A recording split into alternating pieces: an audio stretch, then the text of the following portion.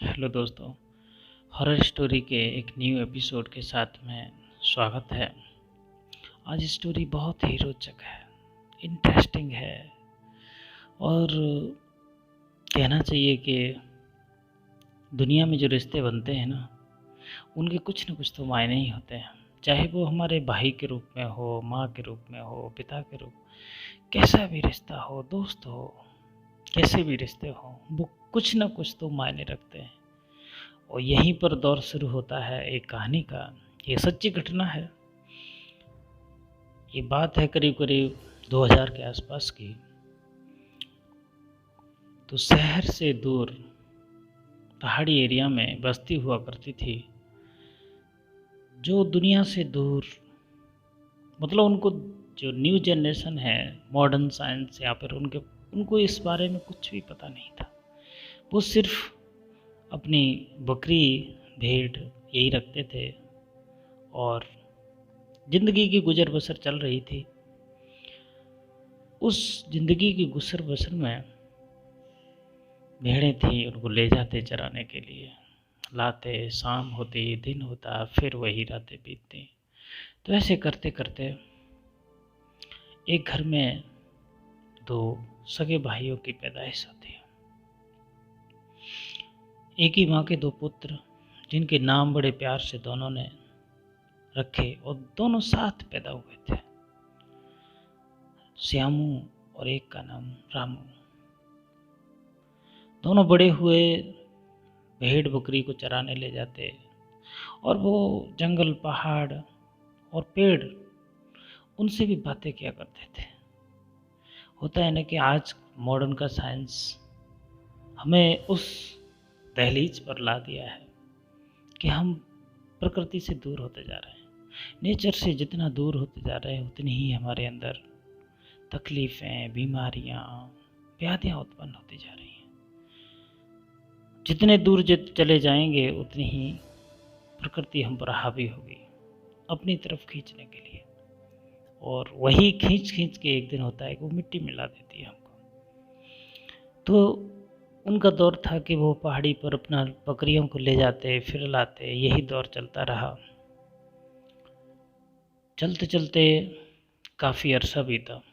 दोनों हट्टे कट्टे पहलवान थे और एक रात को श्यामू नाइट को उठ करके, होता है ना कि नाइट में उठ करके आदमी टॉयलेट वगैरह के लिए वॉशरूम जाता है, तो ऐसे ही गया तो उसको दरवाजे से बाहर एक छाया नजर आई। बहुत छाया नजर आते ही वो घबरा गया, घबरा के आके अंदर लेट गया। लेट करके वो बात किसी को नहीं बताई उसने। सोचते सोचते वो फिर सो गया। फिर ऐसे ही अरसा बीता। अरसा बीतते बीतते एक टाइम फिर आया। जंगल जाते, पहाड़ी एरिया में, तो डर का माहौल तो वैसे ही था, क्योंकि दुनिया से लाइट नहीं थी उनके पास कोई। 2000 के आसपास की बात है, जो दुनिया में मोबाइल आ चुका था, बहुत कुछ था, लेकिन वो कहीं दूर बसती थी। उनको रहमो करम जो होते हैं शहर वालों के, उनसे वो दूर थे। तो फिर होता है कि एक नाइट फिर वो ऐसे ही उठता है। उठने के बाद में उसे नहीं खबर रहती कि क्या मेरे साथ हो रहा है। उठ करके वो एक अनजान रास्ते पर चल देता है। उठा था फ्रेश होने के लिए, लेकिन ऐसी कोई एनर्जी ने उसको आके दबोच लिया कि वो एक अनजान रास्ते पर चलते हैं। अनजान रास्ते पर चलते चलते चलते चलते पहाड़ी एरिया में पहुंचा। वो फिर एकदम उसको होश आया कि मैं कहाँ आ गया।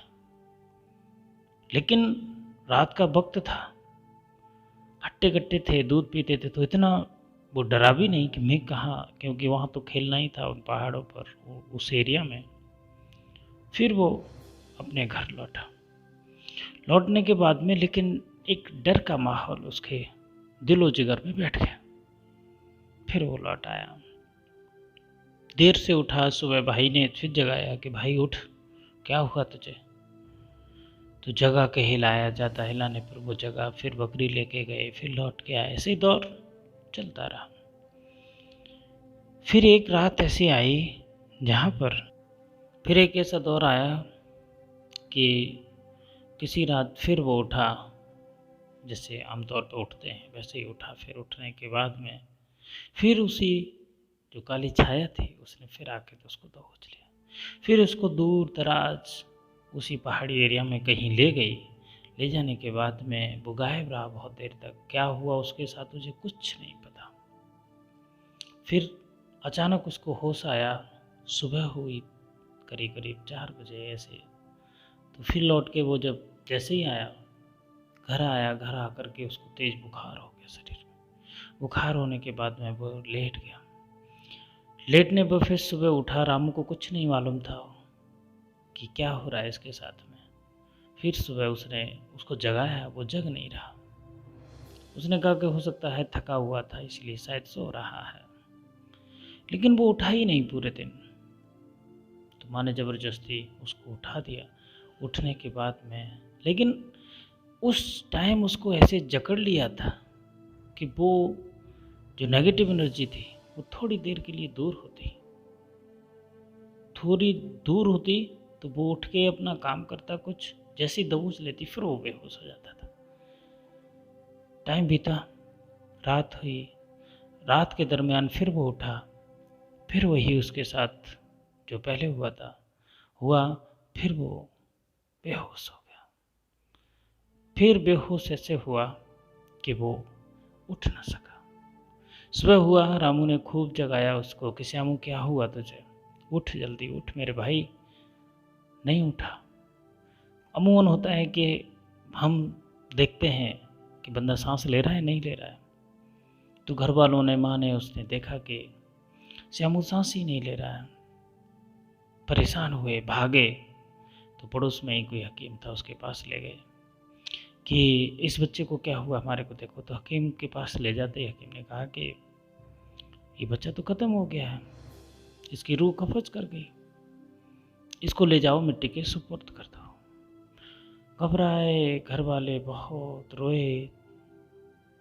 अब होता क्या है कि जिसको जाना था वो मंजिल पर चला गया, नहीं गया, लेकिन वो इस कंडीशन में था उस टाइम कि वो ख़त्म ही हो गया है।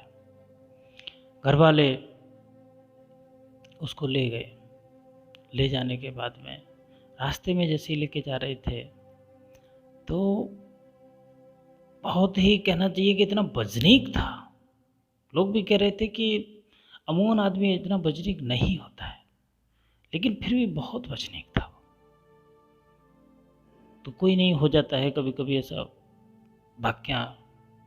लेकिन फिर वो ले गए, जाकर के उन्होंने मिट्टी में कब्र का इंतज़ाम किया और खा के सुपुर्द कर दिया, मिट्टी में दफना दिया। दफनाने के बाद रामू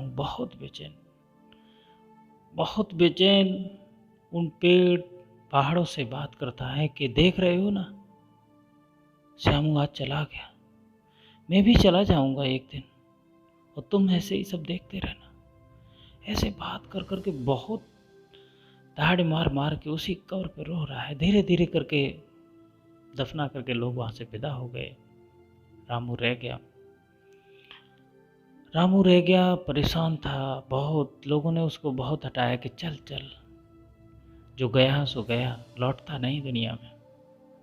लेकिन बहुत परेशान था कि भाई तू मुझे क्यों छोड़ के चला गया, मैं भी तेरे साथ आया था, मैं भी तेरे साथ जाऊंगा, क्यों चला गया।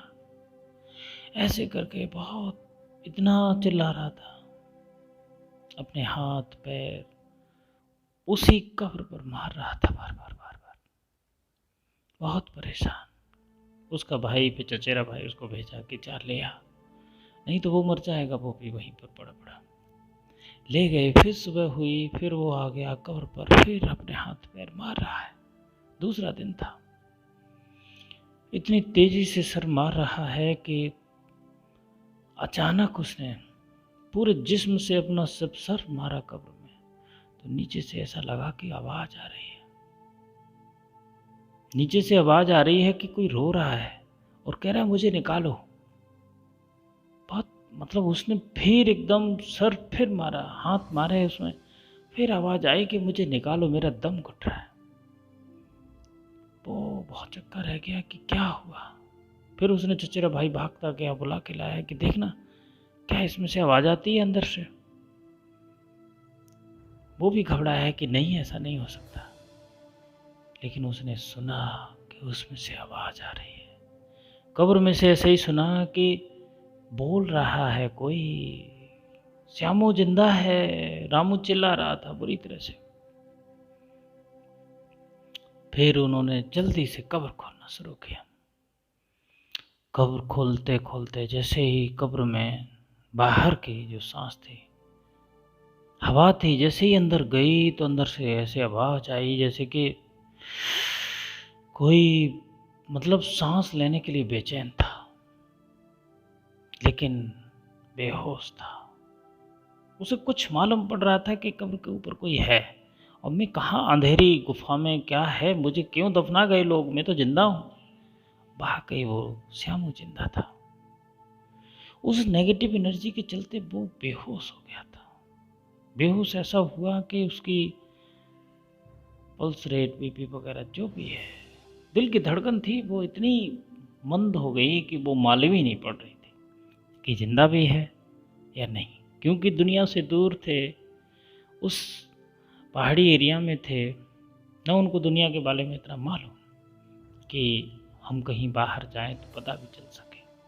खैर आजकल तो ऐसा नहीं है, दौर बदल गया है, दूर दूर तक आज तो बिजली, पानी, मोबाइल सब कुछ है। उस टाइम का दौर था जब कुछ नहीं था। तो कब्र खोली जल्दी जल्दी से, पट्टियाँ हटाई उसकी, फिर उसको निकाला। निकालने के बाद में उसको मुंह से फूंक दी कि कैसे भी ये सांस ले जल्दी से। उसे पानी मारा उसके मुंह पर, हल्का हल्का बूंद बूंद पानी पिलाया। कैसे भी करके उसको थोड़ा सा होश आया। होश आने के बाद उसने फिर कहा कि मुझे क्यों बंद कर दिया था, कि भाई तू मर गया था।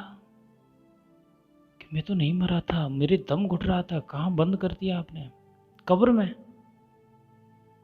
फिर उसको वो घर लेके आए। घर लेके आए तैसे ही घर वाले भी बहुत चकित रह गए कि श्यामू वापस आ गया। अरे ये लोग कब्र से निकाल लाए उसको।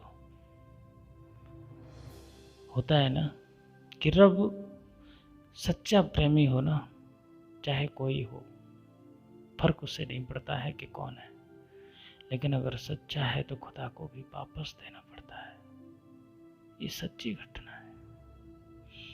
घर लेके आ गए। घर वालों ने पूछा बेटा हुआ क्या था तेरे साथ, तू क्यों, ऐसा क्या हुआ, फिर क्यों वापस आ गया, क्या हुआ तेरे साथ। बेचैन थे। घर वालों को कुछ बताया कि नहीं नहीं ऐसा नहीं हुआ था, मुझे कुछ नहीं मालूम, मैं बेहोश हो गया था, मुझे नहीं पता।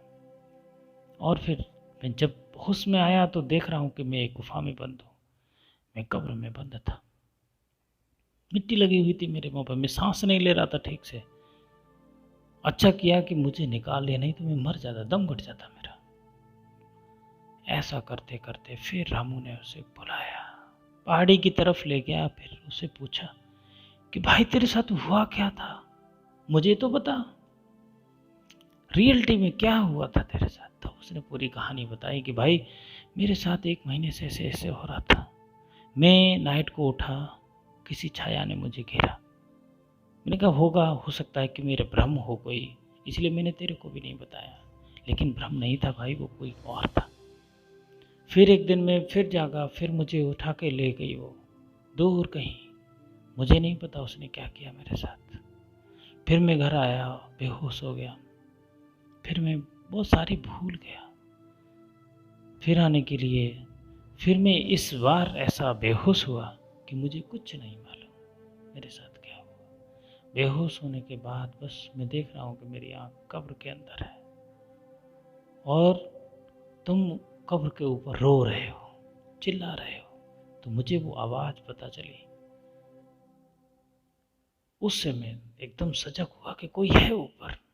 तो मैंने हल्के गले, भरभराते गले से आवाज़ निकाली कि मुझे कोई निकालो यहाँ से।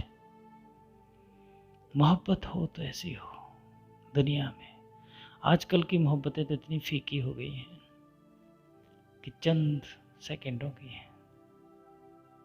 अच्छा देखा तो कुछ रिएक्शन, बुरा देखा तो बुरा रिएक्शन। पता नहीं लोग कैसे कैसे ऐसे हो गए। ठीक है, तो ज़रूर बताइए कहानी कैसी लगी। थैंक यू, धन्यवाद।